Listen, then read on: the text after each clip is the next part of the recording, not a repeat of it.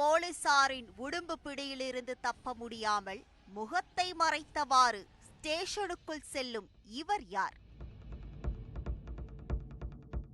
ஸ்டேஷனுக்குள் சென்றவரை உடனே உடையை மாற்றி போலீசார் எங்கு அழைத்து செல்கிறார்கள்?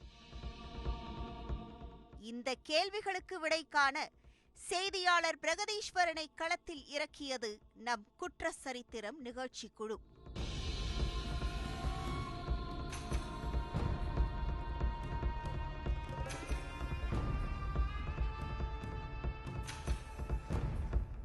போலீசாரால் அழைத்து செல்லப்பட்டவர் பார்த்தசாரதி.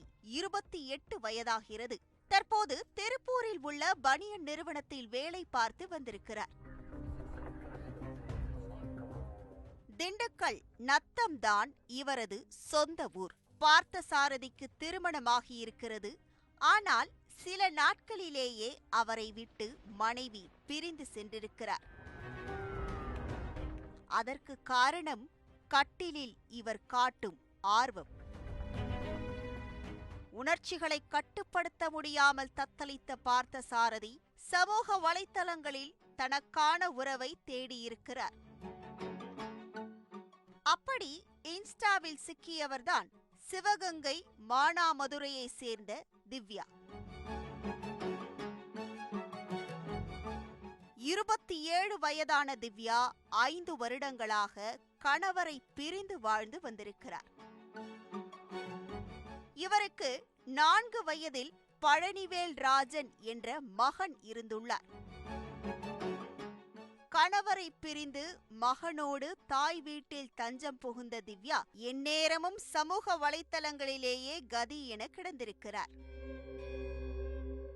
அப்போதுதான் இன்ஸ்டாகிராம் மூலமாக திவ்யாவிற்கும் பார்த்தசாரதிக்கும் பழக்கம் ஏற்பட்டிருக்கிறது. அந்த பழக்கம் காதலாக வளர்ந்திருக்கிறது. போனிலேயே குடும்பம் நடத்திய இருவரும் கட்டிலிலும் சுகம் காண ஆசைப்பட்டிருக்கிறார்கள். 2 மாதங்களுக்கு முன்பு யாரிடமும் சொல்லாமல் சொந்த ஊரையும் வீட்டையும் விட்டு வெளியேறியிருக்கிறார்கள். செலவுக்கு பணம் இல்லாததால் திவ்யா போட்டிருந்த நகையை விற்று அந்த பணத்தின் மூலம் உல்லாச பயணத்தை தொடர்ந்திருக்கிறார்கள். சென்ற இடங்களுக்கெல்லாம் திவ்யா மகன் பழனிவேல் ராஜனையும் அழைத்து சென்றிருக்கிறார். இது பார்த்தசாரதிக்கு சுத்தமாக பிடிக்கவில்லை. பல நேரங்களில் பழனிவேல் ராஜனை அடித்திருக்கிறார். கையில் இருந்த காசு கரைந்தவுடன் ஊருக்கு செல்லாமல் பார்த்தசாரதியும் திவ்யாவும் இச்சிப்பட்டு கிராமத்தில் கணவன் மனைவி என கூறி ஒரு வீடு எடுத்து தங்கியிருக்கிறார்கள். மகன் பழனிராஜனும் அம்மாவுடனே இருந்திருக்கிறார். இதனால் உல்லாசத்திற்கு தடையாக இருந்த குழந்தையை எங்காவது விட்டுவிடும்படி பார்த்தசாரதி திவ்யாவிடம் கூறியிருக்கிறார். ஆனால் திவ்யா அதற்கு சம்மதிக்கவில்லை. சிறுவனை பார்த்தசாரதி பல சித்திரவதைகளை செய்திருக்கிறார்.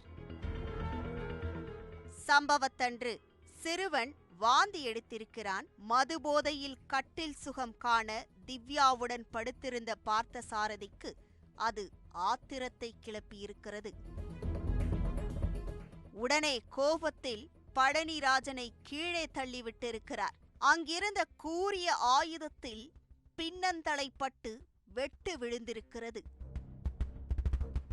சிறுவன் இரத்த வெள்ளத்தில் மயங்கி இருக்கிறான். உடனே பதறிப்போன திவ்யா மகனை மருத்துவமனைக்கு கொண்டு சென்றிருக்கிறார்.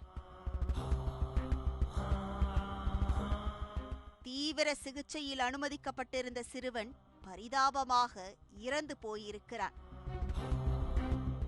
உடனே போலீசாருக்கு தகவல் பறந்திருக்கிறது. கீழே தவறி விழுந்ததில் காயம் ஏற்பட்டதாக திவ்யா கூறியிருக்கிறார். ஆனால் அதில் நம்பிக்கை இல்லாத போலீசார் பார்த்தசாரதியிடமும் திவ்யாவிடமும் துருவி துருவி விசாரணை நடத்தியிருக்கிறார்கள். அதில்தான் சிறுவனை கொலை செய்த பயங்கரம் வெளிவந்திருக்கிறது. இந்த சம்பவம் தொடர்பாக வழக்கு பதிவு செய்த போலீசார் பார்த்தசாரதியை கைது செய்து சிறையில் அடைத்திருக்கிறார்கள்.